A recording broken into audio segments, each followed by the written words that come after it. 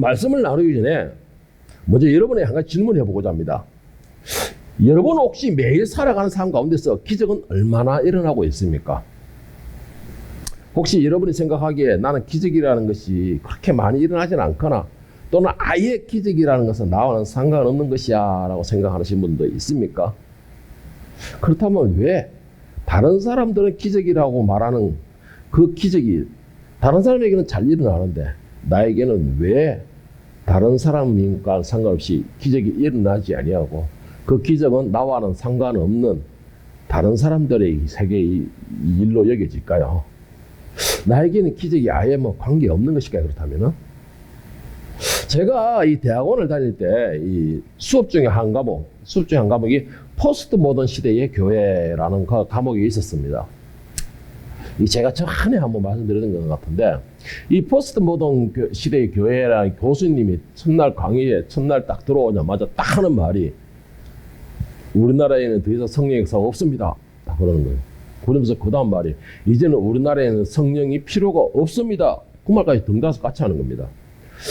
그러고 수업을 시작하려고 하는데 여러분 잘 아시는 저의 이 오지랖이 좀 넓지 않습니까? 좀 오지랖이 좀 넓다 보니까 첫날부터 교수님과 논쟁이 붙기 시작한 거예요. 첫날 수업 그날 못했죠. 그래가지고 첫날부터 논쟁이 일어나기 시작한 겁니다. 그리고는 그 논쟁이 계속 학기 중간까지도 논쟁이 일어나고 했었는데 여러분은 교수님이 이 말이 어떻게 생각합니까? 여러분이 생각해도 현재 우리나라에는 성령의 역사가 더 이상 없으며 또 나가서는 성령의 역사가 필요 없는 시대다, 필요 없는 또 세대다라고 생각을 하십니까? 믿지 않는 사람들에게는 자신들이 이루어질 수 없는 것이거나 불가능한 일이 벌어지게 되면 이것을 기적이라고 말을 합니다.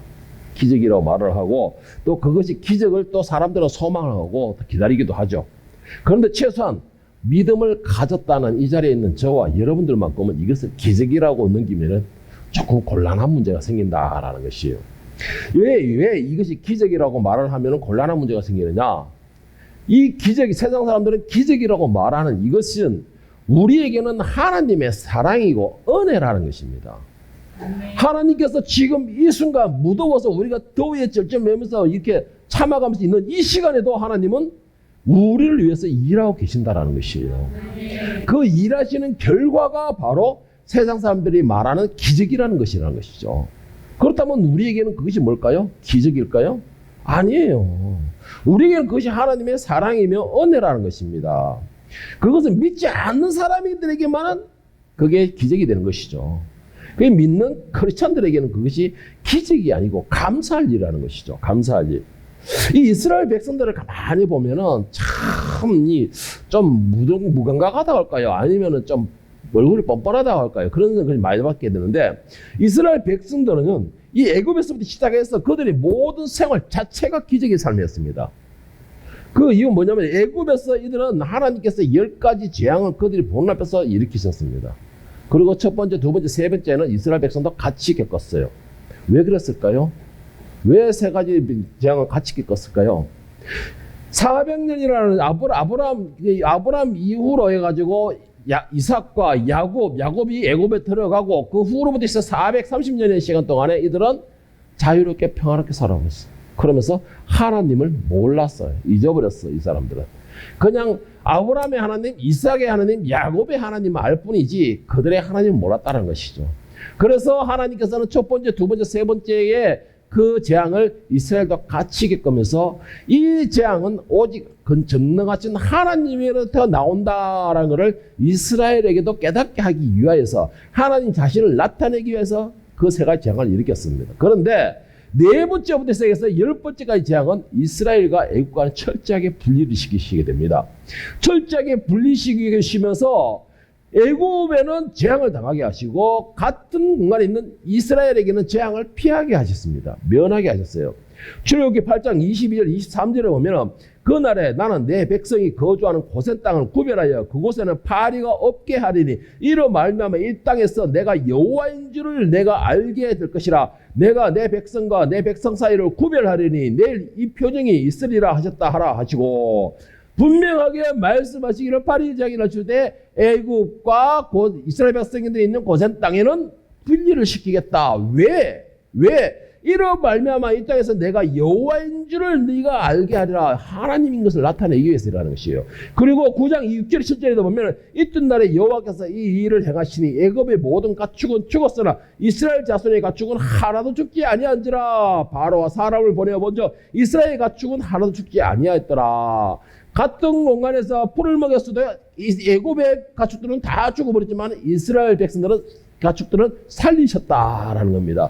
철저하게 분리시키세요. 이것 자체도 기적이 아닐까요? 그런데 모르는 사람들은 이걸 과학적으로 해서면 이걸 이렇게 저렇게 이렇게 해서 자연현상으로서 분리를 시켜요. 그런데 정말 자연현상으로 분리시킬 수 없는 현상이 한 가지가 더 있습니다. 마지막 10번째 재앙도 그런 현상이 이 중에 하나지만 그것보다 절대 이거는 흉내를 낼 수 없는 재앙이 하나가 뭐냐? 9번째 재앙입니다. 9번째 재앙이 무슨 재앙입니까? 흑암의 재앙입니다. 흑암의 재앙인데 출애굽기 10장 21절 23절에 보면 여호와께서 모세에게 이르시되 하늘을 향하여 내 손을 내밀어 애굽 땅에 흑암이 있게 하라. 곧 더듬을 만한 흑암이라. 모세가 하늘을 향하여 손을 내밀며 캄캄한 흑암이 3일 동안 애굽 온 땅에 있어서 그동안은 사람들이 서로 볼 수 없었으며 자기 처소에 일어나는 자가 없으되 너무나 깜깜해가지고 아예 그냥 일어난 것 자체를 포기해버렸다라는 것이에요. 그런데 마지막에 보면 온 이스라엘 자손들이 거주한 곳에는 빛이 있었더라. 여러분, 빛이 어디 뭐 생명이 있어가지고, 빛이 어디 걸어다니는 것이 돼가지고, 빛이 어디 감정이 있어가지고, 요 자리인데 요 자리는 빛을 비추고 요 자리는 빛을 안 비추겠다. 이렇게 생각한가요? 아니에요. 지금 이스라엘 백성들이 있는 곳은 땅과 그리고 애굽 사람들이 있는 땅과 한 공간입니다. 한 나라예요. 한 나라에서 한 공간에 딱 잘라서 이쪽에는 빛, 이쪽에는 뭐가 이렇게 딱 잘렸다는 것입니다, 여러분. 이거는 자연현상으로도 있을 수가 없는 겁니다. 오직 이것이 있을 수 있는 기적은 뭐예요? 오직 하나님의 전지전능하심에 가능한 것이에요. 그런데 이 이스라엘 백성들은 이렇게 한 공간 안에서 하나님이 구별시키는 기적을 경험한 사람들이 바로 이 이스라엘 백성들이었습니다. 그러니까 뭐란 말이에요? 이스라엘 백성들은 왜 구별시켰을까? 하나님의 은혜였죠. 자비였어요. 그리고 또 한 가지 뭐예요? 이스라엘 백성들은 그 순간에는 하나님을 믿고 의지했어요. 믿고 의지했다는 것입니다. 그 증거가 뭐, 그 말이 무슨 말이냐? 여러분, 결론적으로 미리 말하면 기적은 소망하는 사람에게 일어나는 것입니다. 믿는 사람에게 일어난다는 것이에요. 기적은 믿고 소망하는 사람에게 일어나는 것입니다. 다시 말해서 무슨 말이냐? 하나님께서 일으키시는 그 하나님의 은혜이며 우리를 향한 하나님의 무한한 사랑인 그 사랑이 그 증거가 믿는 사람에게 소망하는 사람에게 일어난다는 것이에요. 하나님의 사랑이 베풀어진다라는 것입니다. 하나님의 은혜가 내려진다라는 것이에요. 이 이스라엘 백성들은 애굽에서 시작해서 가나안 땅에 들어가기까지 모든 삶 자체가 기적의 삶이었습니다. 왜 기적의 삶이었을까요? 아까도 말했지만 애굽에서는 10가지 재앙으로 그들이 나왔습니다. 그리고 그들이 광야를 행군할 때는 어땠어요? 하나님의 사랑과 은혜가 아니었다면 그들은 출발해서부터 재앙에 대해서 다 죽어버렸을 거예요. 그때. 거의 다 죽었을 것입니다. 왜요? 광야에는 사막밖에 없어요. 먹을 것도 없습니다. 물도 없어요. 낮에는 뜨거운 햇살이고 저녁에는 추운 칼바람이 나온 겁니다. 그런 이 사막을 돌아다니면서 이스라엘 백성들은 60만이 넘는 인구가 도보로서 행군한 겁니다. 도보로서 행하는 것이에요. 그런데 얼마나 했으니까 자그마치 40년을 행군을 합니다. 그러면서 아침에는 매일매일마다 신선한 만나가 나오게 되고 고기가 먹고 싶다니까 저녁에는 메추라기가 떨어지게 되고 목이 마르다니까는 바위가 터져서 생수가 흘러나오게 되고 이들의 광야 40년은 매일 그같이 기적의 삶이었어요. 기적의 삶이었습니다. 그리고 또 한 가지 이들은 광야에서 매일 기적을 일으키기 위해서 어떻게 해야 됐죠? 하나님만 바라봤어야 돼요. 하나님만 바라봤어요. 그리고 하나님의 그 말씀에 절대적으로 순종했습니다. 믿고 절대적으로 순종하지 못하고 자기들 뜻대로 했을 때 뭐예요? 만나를 막 이틀째 3주 거들이 가지고 다 썩어버리게 만듭니다. 메추라기가 고기 오랜만에 만났다고 막 쌓아놓고 나는데 말리고 있으니까는 질병으로 해나가서 개죽음 다 당하게 되고 그러니까는 그 삶 자체가 뭐예요? 오직 하나님만 바라보고 절대적인 순종의 삶이었습니다. 그러니까는 하나님께서는 그들에게 매일 기적을 베풀 수밖에 없었던 것이죠. 하나님을 바라보고 있었기 때문에. 자, 그런데 오늘 이 본문에 나온 사사기 백성들은 어떤 상태예요? 이스라엘이 이제 가나안 땅에 들어온 상태를 보고 말하고 있습니다. 자, 오늘 본문에서 2절, 6절에 7절 한번 보겠습니다. 2장. 이전에 여호수아가 백성을 보내매 이스라엘 자손이 각기 그들의 기업으로 가서 땅을 차지하였고, 백성이 여호수아가 사는 날 동안과 여호수아 뒤에 생존한 장로들 곧 여호와께서 이스라엘을 위하여 행하신 모든 큰 일을 본 자들이 사는 날 동안은 여호와를 섬겼더라. 자, 광야를 40년 동안 했던 민족이 어느 날 갑자기 돌아와서는 정착하고 있던, 그리고 열심으로 자기 지경을 넓히고 있던 가나안 쪽 그 민족들, 정착민들을 한꺼번에 몰아낸 것입니다. 몰아낸 것이에요. 자, 그런데 여기서 우리가 볼 게 하나가 있습니다. 전에 여호수아가 백성을 보내며 이스라엘 자손들이 각기 그 입으로 돌아가서 땅을 차지했고, 자 10절에 보세요. 백성이 여호수아가 사는 날 동안과 여호수아 뒤에 생존한 장로들이라는 게 뭐예요? 광야에서 죽은 사람이 몇 세부터 죽었죠? 20세부터 그 위는 다 죽었습니다. 그러면은 여기서 말하는 장로는 20세부터 아래에 있던 사람들이에요. 그 여호수아 뒤에 있던 사람들. 자, 이 사람들은 뭐예요? 하나님의 전지전능한 기적을 그들은 경험한 사람들입니다.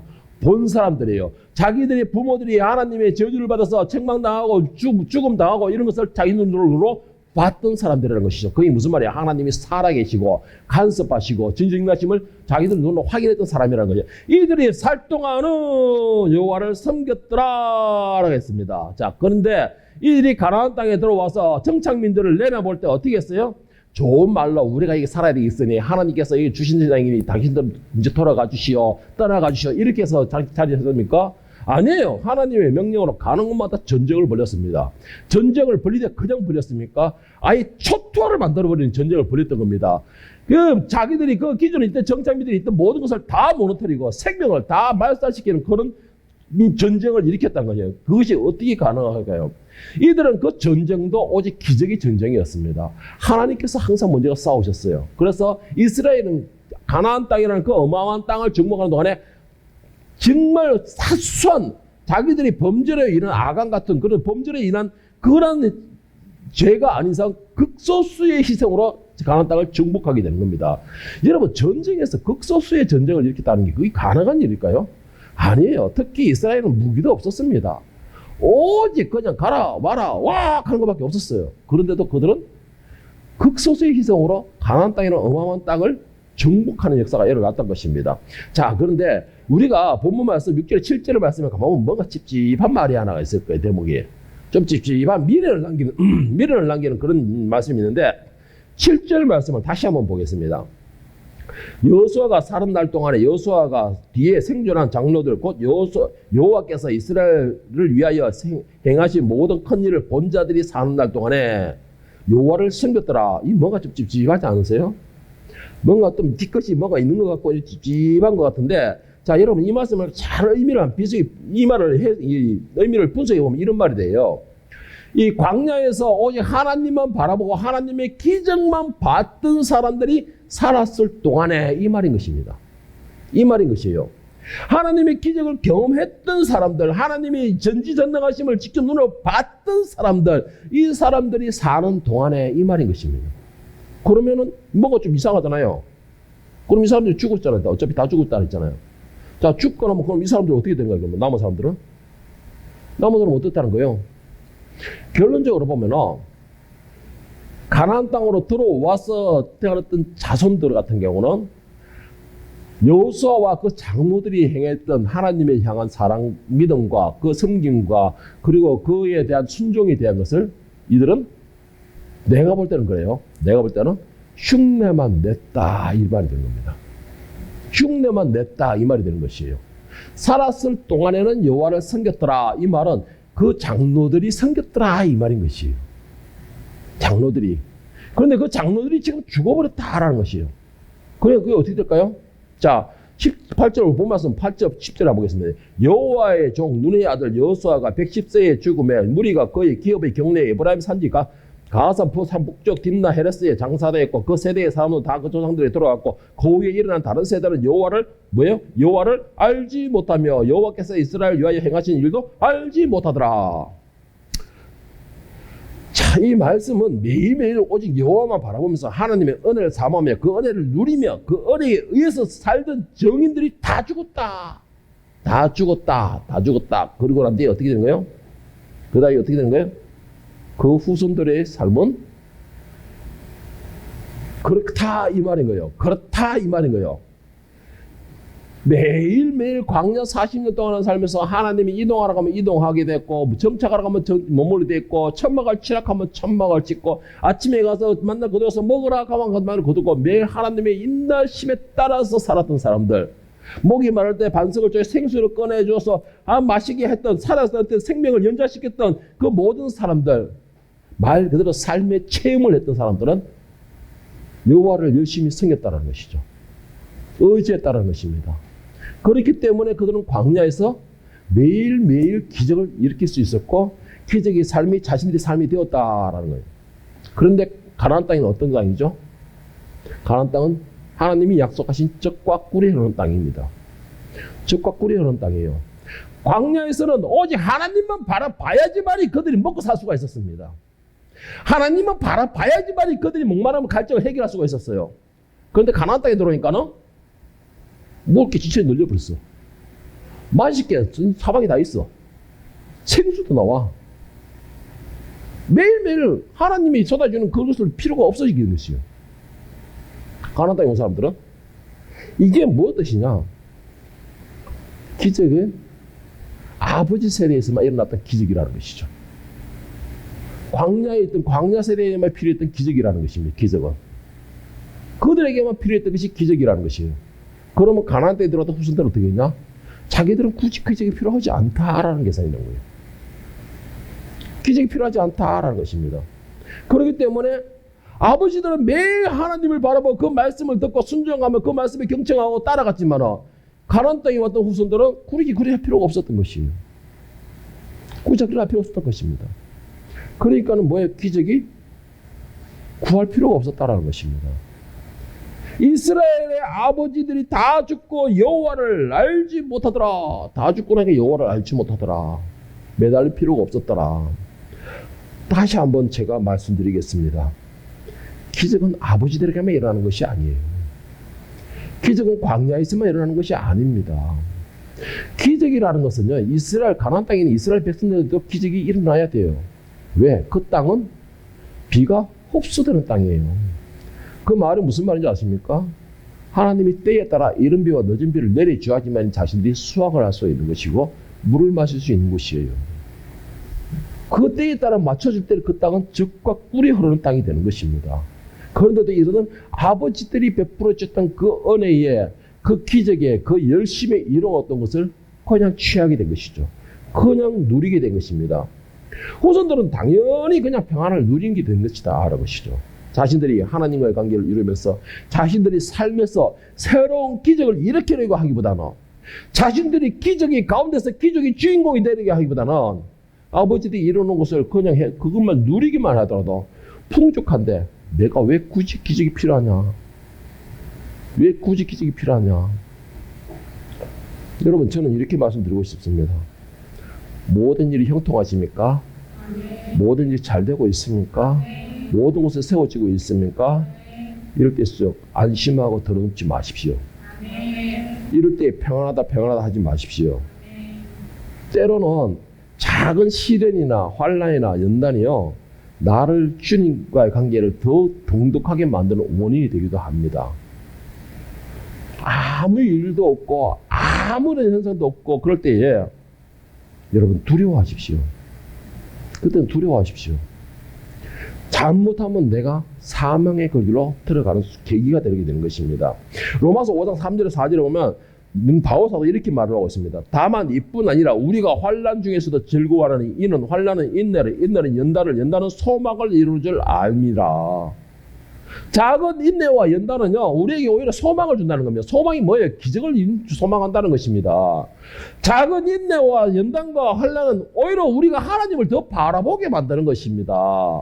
작은 연단과 시련은요, 오히려 우리 하나님을 더 붙들고 그 하나님과 관계를 형성하게 만드는 계기가 된다는 것이에요. 하나님을 붙들고 하나님과의 관계가 형성이 될 때에 세상 사람들이 말하는 기적이라는, 우리가 말하는 하나님의 은혜라는 것이 나에게 임해지는 것입니다. 지금 이스라엘 백성들처럼, 가나안 땅에 들어간 이스라엘 백성들처럼 아버지들 다 이루고 아버지들이 매일매일 기도하며 아버지들이 매일매일 하늘을 바라보며 하나님과의 관계를 형성해서 이루어놨던 그 모든 기적을 나는 그냥 누리기만 해도 부족함이 없다. 그래서 나는 기적이 필요가 없다. 기적이 필요가 없다. 이 말은 뭐죠? 하나님의 은혜와 자비가 되어서 필요 없다. 이 말인 것입니다. 이 말인 것이에요. 여러분, 왜 아버지의 기적을 가지고 내가 먹고 살려고 그러죠? 조상의 조상 하나님은 조상으로 끝나버렸습니다. 조상의 하나님은 조상으로 끝나버렸어요. 그러면 나의 하나님 뭐예요? 나의 하나님은 내가 다시 만들어내는 것입니다. 다시 관계를 이루어야 되는 것이에요. 다시 아버지와 나와의 관계를 새롭게 만들어내서 기적을 내 기적으로 만들어야 되는 것입니다. 그것이 하나님과의 나와의 관계예요.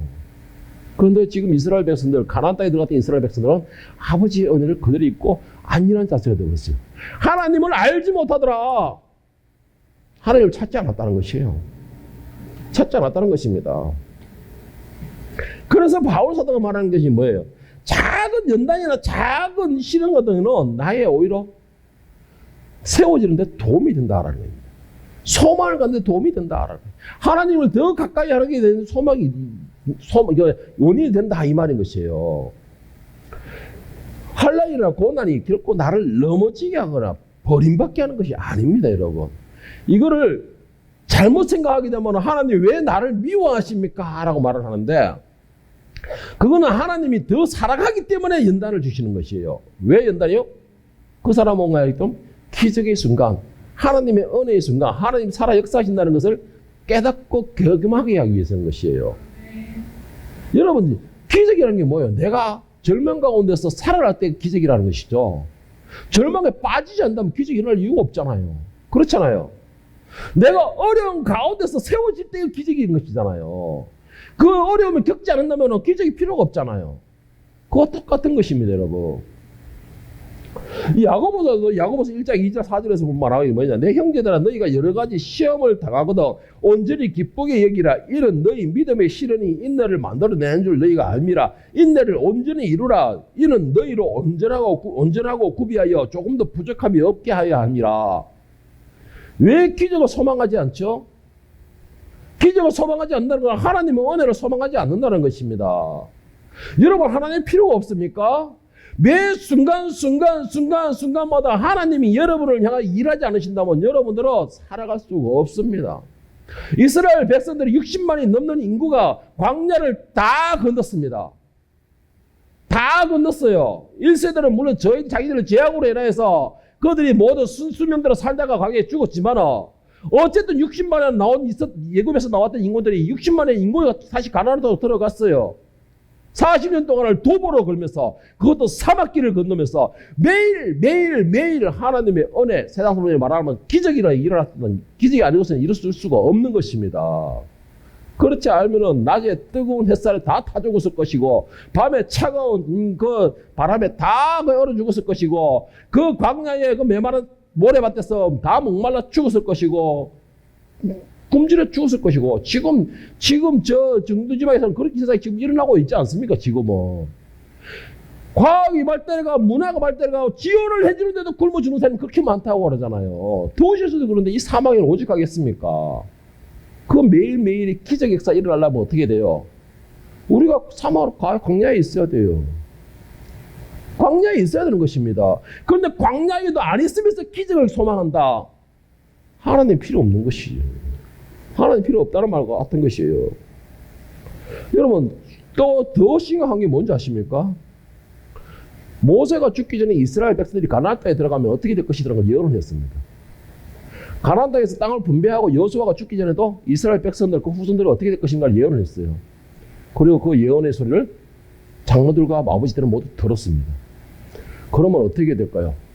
모세와 여호수아가 예언한 것은 너희가 이 땅에 들어가면 하나님을 버리고 우상을 섬길 것이다. 이걸 예언했다는 것이에요.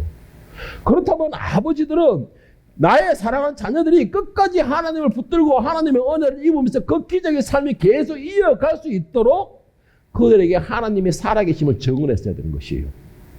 그리고 또 한 가지, 그들에게 말씀을 붙들도록 했어야 되는 것입니다. 그리고 그들이 한 사람 한 사람이 하나님과의 관계를 이룰 수 있도록, 그들 한 사람 자녀 한 사람 한 사람이 하나님을 찾을 수 있도록 교육을 훈련을 시켰어야 되는 것이에요. 그런데 아버지들은 내가 고생했으니 자녀들은 편하게 살게 하고 싶다. 내가 고생했으니까 너희들은 내가 이루어놓은 것을 누리며 살게 하고 싶다.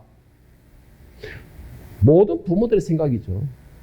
역시 저도 똑같습니다, 여러분. 나는 어떻게 해서든 내가 막 돈을 벌려고 했던 건 내가 잘 살고 그런 게 아니고 나중에 내 딸들이 시집갈 때나 내 딸들이 어디 살 때나 정말 뭔가 풍족하게 해주고 싶었어요.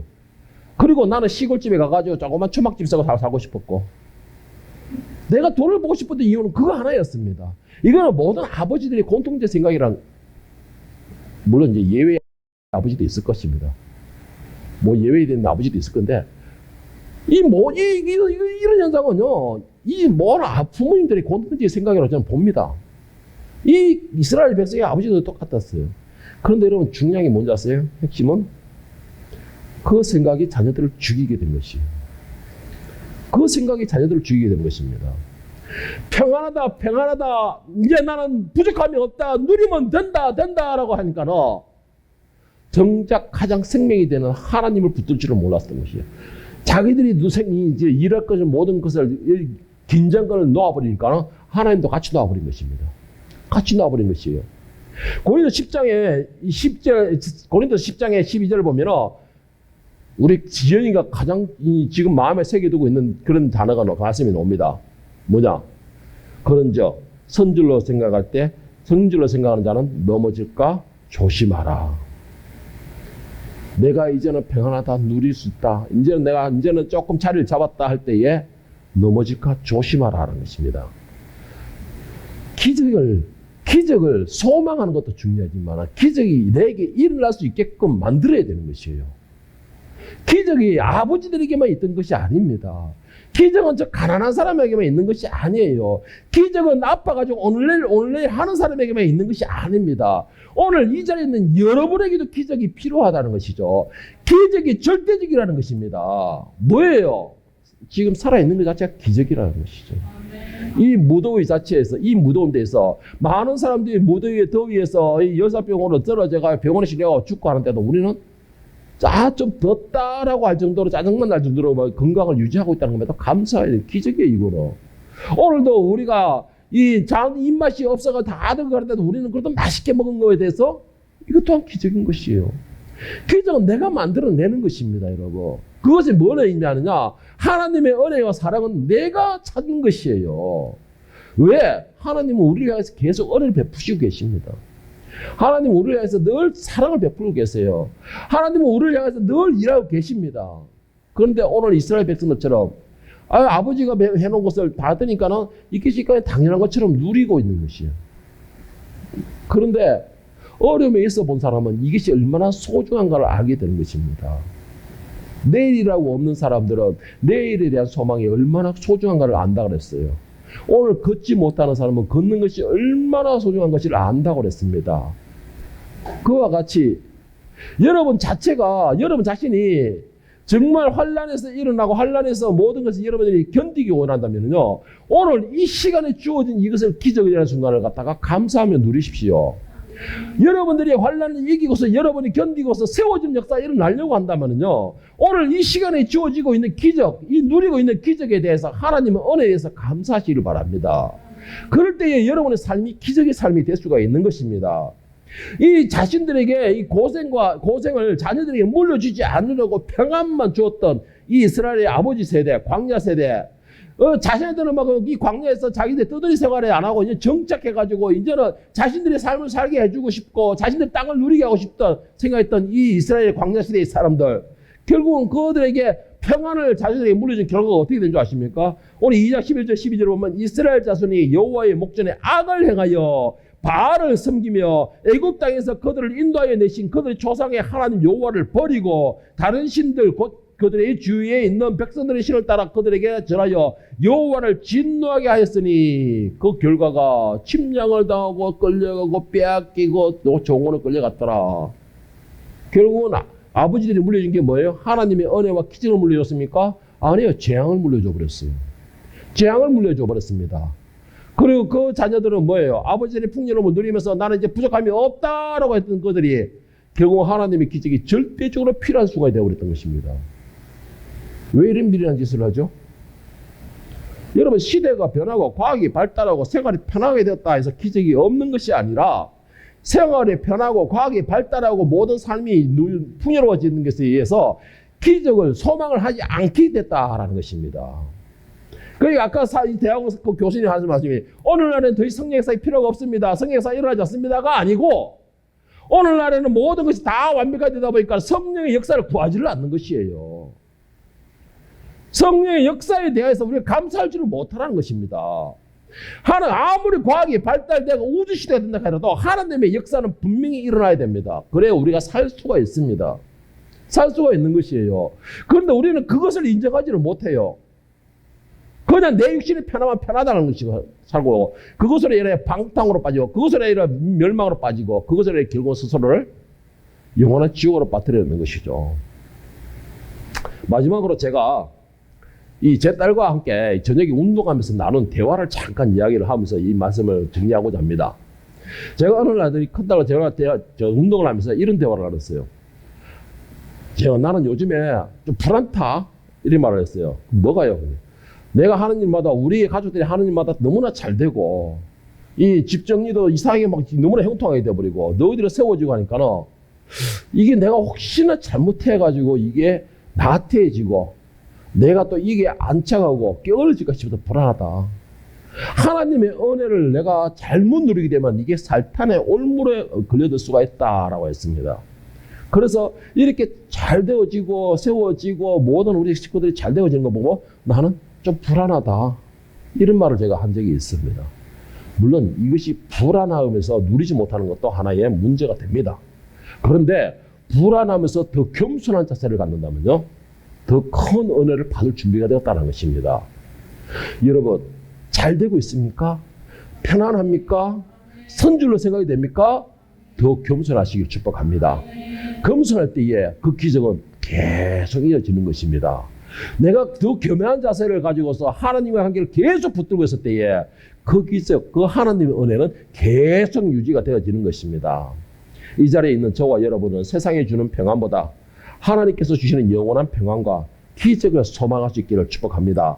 하나님께서 항상 내 삶의 중심에서 나를 주관하게 하심으로 나의 삶 자체가 기적의 삶이 되기를 축복합니다. 그리고 모든 사람들이 나의 기적의 삶으로 인하여서 내 주변도 함께 기적을 경험할 수 있게끔 그러한 기적의 복의 근원이 되기를 예수님의 이름으로 간절히 축원합니다.